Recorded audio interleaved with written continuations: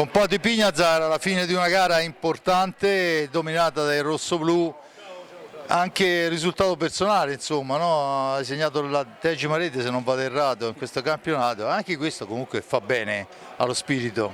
Sì, sì, prima di tutto credo che la squadra ha fatto una buona partita, si è fatto una andata, manca una partita, però si è fatto una buona prima parte di campionato e speriamo di continuare così vincendo.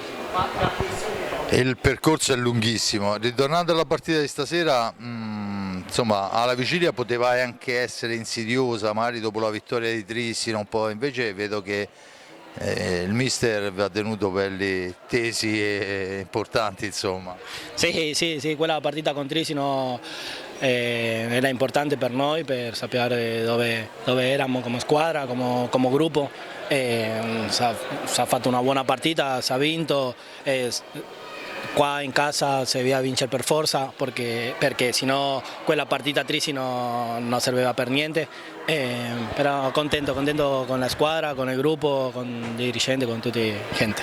Qualche giorno di riposo adesso serviva? Sì, immagino di sì. Sì, sì, per fortuna abbiamo un paio di giorni di descanso per andare a fare un po' di vacanza con mio fratello per tornare dopo con più grinta.